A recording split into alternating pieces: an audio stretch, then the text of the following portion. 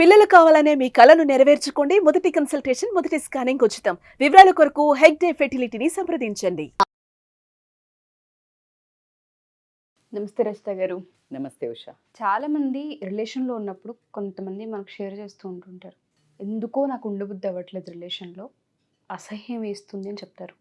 భార్యలు భర్తల విషయానికి వస్తే విరక్తి వచ్చేసింది, ఇన్ని ఇయర్స్ నుంచి చూసాము, మా వల్ల అవ్వట్లేదు, అసహించుకున్నంత స్థాయికి వెళ్ళిపోయామని మాట్లాడుతూ ఉంటారు. బట్ అవతల హస్బెండ్కి కూడా ఒక రకంగా ఇటువంటివి తెలిసినప్పుడు మానసికంగా కృంగిపోతారు. ఓహో, మేము ఇటువంటి వాటిలో తప్పులు చేస్తున్నామా, భార్య అసహించుకుంటుందంటే ఏ భర్తనూ తీసుకోలేరు. అంటే ఏ విషయాల్లో అంత విరక్తి వచ్చే అవకాశం ఉంటుంది అంటారు అసలు రిలేషన్షిప్? ఎందుకంటే ఇవాళ రేపు జనరేషన్కి తెలియాల్సిన అవసరం ఉంది, రిలేషన్లో ఎలా ఉండాలి ఏంటి అని. చాలామందికి తెలియదు ఈ బంధం గురించి కూడా, అందుకోసమని నేను అడుగుతున్నాను. Wonderful subject. As you said, ఒక పారామీటర్స్ లేవు. అంటే తెలియకుండా మేము బాగానే ఉంటున్నాం కదా అనుకుంటారు భర్తలు. అంటే వాళ్ళ ఉద్దేశంలో వాళ్ళు చాలా బాధ్యతలు నెరవేరుస్తున్నాము. అందుకే ఇక్కడ చాలా మందికి ఇద్దరు కొన్నేళ్ళు పెళ్ళయ్యాక అదో రకమైన జీవితం గడపడానికి ఏంటి అంటే, ఎవరికి వాళ్ళు త్యాగమూర్తులే, ఎవరికి వాళ్ళు సాక్రిఫైస్ చేసి వాళ్ళ జీవితాలను ఎవరికి వాళ్ళు కష్టపడుతున్నామనే ధోరణిలో ఉంటున్నారు. అసలు ఆ రెండు ధోరణి అక్కర్లేదు. ఇద్దరు అనుకుని ఇద్దరు మాట్లాడుకుని ఉంటే కనుక అసలు అది అందమైన అనుబంధం అనేది కూడా ఉంది మనకి. భార్యాభర్తల అనుబంధంకి అసలు ఎన్ని చెప్పుకున్నా తక్కువే. ఎందుకు అంటే ఒక పిల్లలు తల్లిదండ్రులు 20 ఏళ్ళు 25 ఏళ్ళు పెంచి అయిపోతుంది. పిల్లల్ని 20-25 ఏళ్ళు పెంచితే వెళ్ళిపోతారు. మిగతా 50 నుంచి 60-70 ఏళ్ళు కలిసి ఉండేది ఎవరు? భార్యాభర్తలు. మరి దేంట్లో ఆ మనిషికి ఇప్పుడు భర్త అంటే భార్యకి అసహ్యం అని కలగడం అనే అంత దౌర్భాగ్యం అయితే, భర్తకు ఒక ఆ విషయం తెలిస్తే గనక మీరు అన్నట్టు సహించలేరు ఏ భర్త. అయితే మా భార్య అయితే చేసుకోదు అనే కాలరెగరేసుకొని చెప్పే లిస్ట్లో నువ్వు ఉన్నావా లేదా? లేదు, ఆమె అసహించుకోవడానికి మన ప్రవర్తన అలా ఉందా లేదా అనే చెక్ లిస్ట్లో మనం ఒక 4-5 చెప్పుకుందాం ఉషా. ఆ పారామీటర్స్ ఎవరిని అసహించుకుంటుంది? భార్య. అసలు భార్యకి భర్త అంటే ఒక రకమైన గర్వంగా ఎంటర్ అవుతుంది. ఎప్పుడు? పెళ్ళి 3 ముళ్ళు వేయించుకునేటప్పుడు అసలు నా రాజు గుర్రం మీద వస్తాడు అని మనకు చిన్నప్పటి నుంచి కథలు చెప్పారు. నన్ను బాధ్యత ఇలా మోస్తాడు, నన్ను ఇలా చూసుకుంటాడు, పట్టపురారి ఇలా. ఇదే అసలు ఫీలింగ్ లోపలికి ఎంటర్ అయ్యేటప్పుడు. అలా ఎంటర్ అయిన తర్వాత ఫస్ట్ అసహించుకోవడానికి మీకు వినడానికి చాలా సిల్లీగా ఉంటుంది.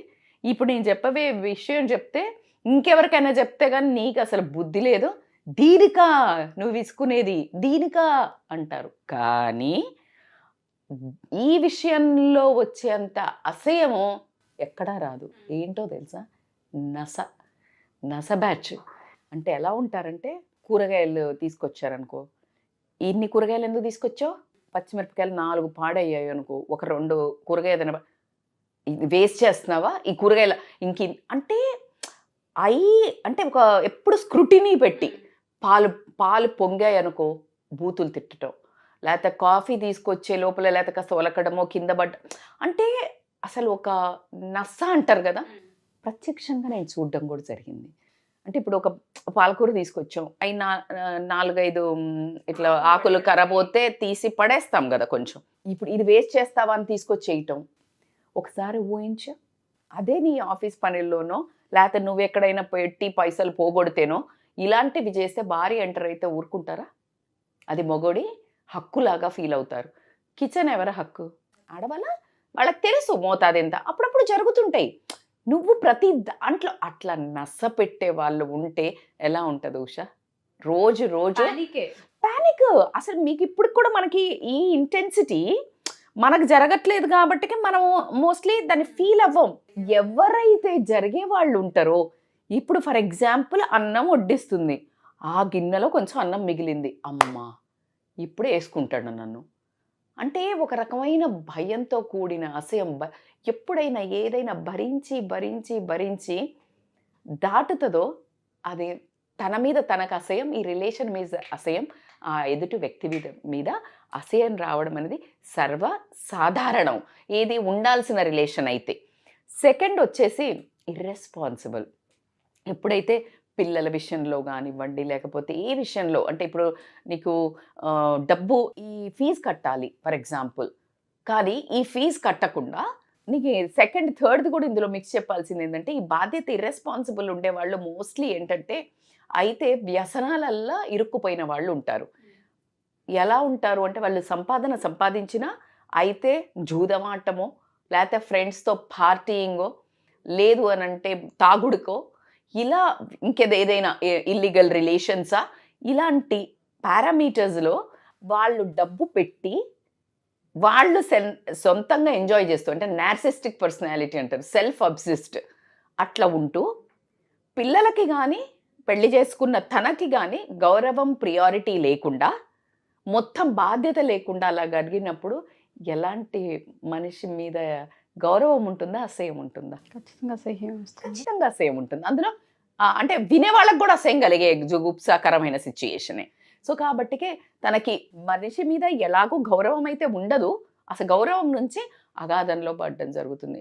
నిన్ను నమ్మి వచ్చిన భార్యను వదిలేసి నువ్వు ఇంకే రిలేషన్ పెట్టుకున్నా సరే, నిన్ను నమ్ముకొని ఒక పిల్లల్ని కానీ వాళ్ళ పిల్లలు నీ కోసం ఎదురు చూస్తుంటే నువ్వు వెళ్ళి తాగి తందనాలు ఆడి తూలుతూ పడుతూ వచ్చి దాని తర్వాత ఇర్రెస్పెక్టివ్ ఆఫ్ కొంతమంది చిన్న పిల్లలు ఉంటే వాళ్ళని కొట్టడం ఇలా చేసినప్పుడు తనను కొట్టినా భరిస్తుంది. కానీ ఎప్పుడైతే నువ్వు పిల్లలను కనుక చేసుకున్నట్టయితే ఖచ్చితంగా తల్లికి అప్పుడు భర్త స్థానంలో ఉండదు. తల్లి ఎప్పుడు భర్తను పిల్లల్ని ఎప్పుడైతే ఇబ్బంది పెడతారో తను ఖచ్చితంగా యాంటీగా మారడం అనేది మనం చూస్తూ ఉన్నాం. మూడేది ఏంటంటే రెస్పెక్ట్. ఈ రెస్పెక్ట్లో మెయిన్ వచ్చేది ఎక్కడ వస్తుందంటే వీళ్ళని తిట్టేటప్పుడు ఎలాగో పోతుంది. అంటే తిట్టేటప్పుడు బ్యాడ్ వల్గర్ లాంగ్వేజ్ వాడతారు.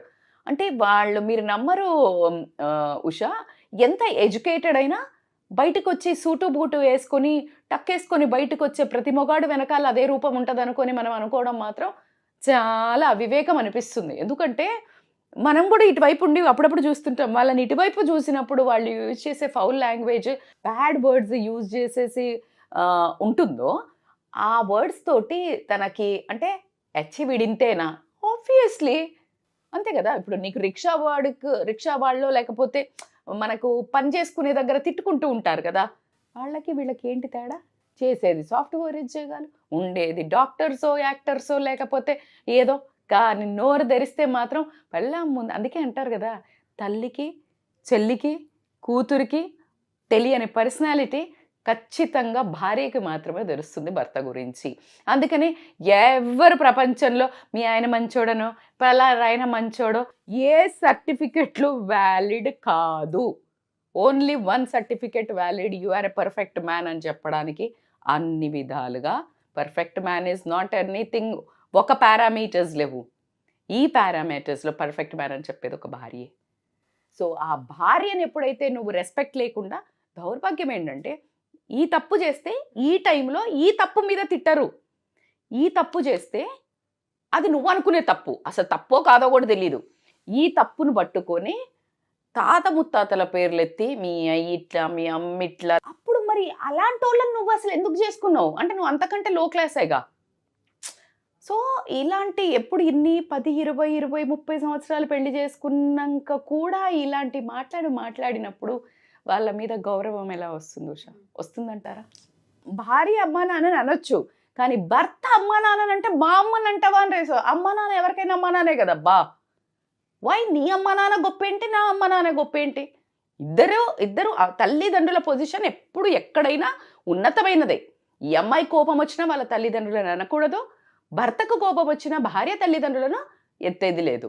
ఇలా గనక రెస్పెక్ట్గా లేకపోతే ఖచ్చితంగా అసహ్యం అనేది మాత్రం కలగడం జరుగుతుంది. అన్నిటికంటే ముఖ్యమైనది ఏంటంటే ఎంతమంది ముందు ఎలా అంటే మాట్లాడుతుంటే తీసేస్తారు చూడు. అంటే చాలా నీచంగా.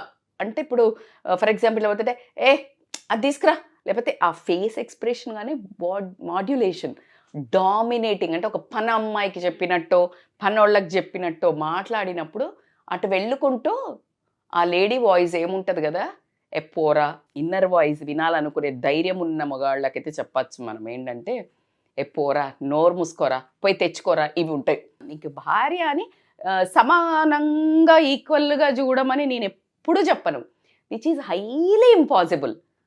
అలా అని మీరు తక్కువ చేసి చూడమంటారా మేడం అంటే అసలు సమానం అనే గొడవే లేదు అంటున్నాను నేను. ఎప్పుడు సమానం వస్తుందంటే ఎప్పుడైతే అబ్బాయిలు కూడా ప్రెగ్నెంట్ అవ్వడం మొదలు పెడతారో అప్పుడు సమానత్వం వస్తుంది. అప్పటిదాకా అసలు ఈక్వల్ ఇదంతా వేస్ట్ ముచ్చట. ఎవరు అమ్మాయిలను ఎందుకు ఈక్వల్గా అంటే వీళ్ళతో మేము సమానం అని చెప్పేసి జీన్స్ వేసుకొని బయలుదేరి ఈ కాదు అసలు సమానత్వం. సమానత్వం ఏంటంటే you become financially independent, that you can stand on your own feet and respect. నువ్వు ఏదైతే అడుగుతున్నావో ఆ డబ్బు అడిగినప్పుడు ఉండదు కాబట్టికే నువ్వు కూడా అలా ఒక హుందాగా ఉంటుంది అనే ఒక భావంతో అమ్మ వాళ్ళం. కానీ ఇలా ఈక్వాలిటీ ఎవరు అడగట్లే. కానీ మినిమం మేనర్స్, మినిమం రెస్పెక్ట్. నువ్వు బయట ఎటు ఒక కార్ డోర్ తీస్తే ఒక హోటల్లో ఒక సర్వర్కి ఇచ్చే రెస్పెక్ట్ కూడా భార్యకి ఇయ్యనప్పుడు భార్యకి అసహ్యంగా ఏం కలుగుతుంది చెప్పండి? రోజువారీగా నీకు వడ్డించి, రోజువారీగా నువ్వు చేసిన బట్టలు పట్టలు అన్ని చేసి నీకు నోటి దాకా తీసుకొచ్చి పెడుతుంటే నువ్వు ఆమెను పని ఆమె కంటే ఎక్కువ చూసినప్పుడు లోపల ఎలాంటి భావనలు, ప్రేమ ఎక్కడి నుంచి వస్తుంది? ఒకసారి క్రాస్ చెక్ చేసుకోండి. How you treat your wife? Are you responsible? నసబ్యాచా? సాగదీసి చంపుతున్నావా? రోజు అసలు నువ్వు వస్తున్నావు అంటే అబ్బా వచ్చాడురా నసగాడు అనుకుంటుందా? Just cross check. నీ పిల్లల బాధ్యతను, నీ భార్య బాధ్యతను నిర్వర్తిస్తున్నావా? ఈ టైంను, వాల్యుబుల్ టైంను నీ పిల్లలకి, నీ భార్యకి ఇస్తున్నావా? లేకపోతే తాగుడికి, తందనాలకి, అడ్డమైన దోస్తులు ఎంబడి తిరుక్కుంటా ఎప్పుడు దోస్తులను తిడుతుంటాం మనం, విచ్ ఇస్ వెరీ రాంగ్. నీ బుద్ధి ఎక్కడ పోయింది? వేరే వాళ్ళు స్పాయిల్ చేసిన నీ కన్నా పిల్లలను, భార్యనే వదిలేసి నువ్వు బయట తిరిగేవాడికి, నీకు వీళ్ళ ప్రియారిటీ లేదన్న వాడికి అసలు ఏం చెప్తాం? అసలు వాళ్ళకి చెప్పే అవసరమే లేదు, నీకే లేదు. వాడికి ఎక్కడ ఉంటుంది? వీడి కుటుంబం పాడైపోతుందని. సో కాబట్టి క్రాస్ చెక్ చేసుకోండి. ఎందుకంటే the beautiful relation wife and there is no doubt. Mohan Babu భలే చెప్తాడు కదా, wife and husband relation should not be a fish and fisherman, it should be a fish and water అని. So అలాగా అద్భుతమైన relation. Fish అంటే నీళ్ళు లేకపోతే చేప బయటకు వస్తే చచ్చిపోతుంది. భార్య ప్రేమ లేకపోయినా, భర్త ప్రేమ లేకపోయినా విలవిలలాడతారు. అది మానవ సహజం. కానీ అలవాటైపోయి ఒక రకమైన బాధతో, నిస్సహాయతతో, నిర్లిప్తతో బతుకుతున్నారు. బోత్ ద జెండర్స్ అనుకోవచ్చు. బట్ అందుకనే letters correct this. Why not? It is not so late. It's okay. మనుషులతోటే తప్పులు జరుగుతాయి. ఒక ఆగంలా, తెలియనితనంలా వెళ్ళిపోతుంటాం. ఈ వీడియో చూసిన వాళ్ళకి అట్లీస్ట్ నేనైతే రిక్వెస్ట్ చేస్తాను, నేను ఎవరికి అబ్బాయిలు ఇలానే ఉన్నారు, అమ్మాయిలు భర్తలు ఇలా, భార్యలు ఇలా చెప్పట్లే. ఈ వర్గంలో ఏమన్నా ఉన్నామా ఒకసారి చెక్ చేసుకుంటే అందమైన రిలేషన్ అయితే ఉంటుంది కదా. ఎగ్జాక్ట్లీ. సో హ్యాపీగా బతకండి అబ్బా. చిన్న జీవితం, అందమైన జీవితం. స్మైల్ చేస్తూ ప్రశాంతంగా ఒకసారి ఊహించుకోండి. ఏ కష్టం లేకుండా భార్యను రాగానే చక్కగా ఒక హగ్ చేసుకొని, ఒక రెస్పెక్ట్ ఇచ్చి, ఒక టీ తీసుకొని ఇచ్చి అంటే కత్తం, నీకు ఆ రోజంతా ఆహా స్వర్గసీమనే ఇల్లు. అలా ఒక మనిషిని రెస్పెక్ట్ చేస్తే భార్య కూడా తృప్తిగా, ఆనందంగా, మీకు మనస్సు పూర్తిగా సేవలు అందిస్తూ ప్రేమగా ఉండడం జరుగుతుంది. మీరు అదే కదా కోరుకునేది. భర్తలు ఏం కోరుకుంటాడు? ఎప్పుడు స్మైల్, గృహలక్ష్మి అందంగా ఉండి మంచిగా స్మైల్ చేస్తూ వచ్చి చేయాలనుకుంటావు. మరి నీ ప్రవర్తన అర్హుడివా కాదా? దానికి ఒకసారి ఆలోచించు. Thank you so much Rachitha గారు. సో ఎవరికైనా సరే రిలేషన్స్కి సంబంధించి ప్రాబ్లమ్స్ ఉన్నాయి, కమ్యూనికేషన్ ప్రాబ్లమ్స్ కొంతమందికి ఉంటుంటాయి, కొంతమందికి అండర్స్టాండింగ్ లేక చాలామంది ప్రాబ్లమ్ ఫేస్ చేస్తూ ఉంటుంటారు. కొంతమంది పేరెంటింగ్లో ఎస్పెషల్లీ పిల్లలకు సంబంధించి కొన్ని ప్రాబ్లమ్స్ ఫేస్ చేస్తుంటారు. అపాయింట్మెంట్ తీసుకోవాలి అనుకుంటే మీరు యాక్సెప్ట్ చేసే అవకాశం ఉంటుంది అంటారా? ఆన్లైన్ కానివ్వండి, ఆఫ్లైన్ కానివ్వండి. తప్పకుండా ఉషా. మీరు చూస్తున్నారు మన దగ్గరికి కాలేజ్ పిల్లలు ఇట్లాగే కొంచెం దూకుడు మీద ఉన్నారు, టీనేజ్ ట్యాంట్రమ్స్ ఉన్నాయని, తర్వాత అమ్మాయిలు లవ్ విషయాలలో అని మనకి కౌన్సిలింగ్లకు ఆల్రెడీ వస్తున్నారు. మీరు చెప్పండి మేడం వింటారు అని.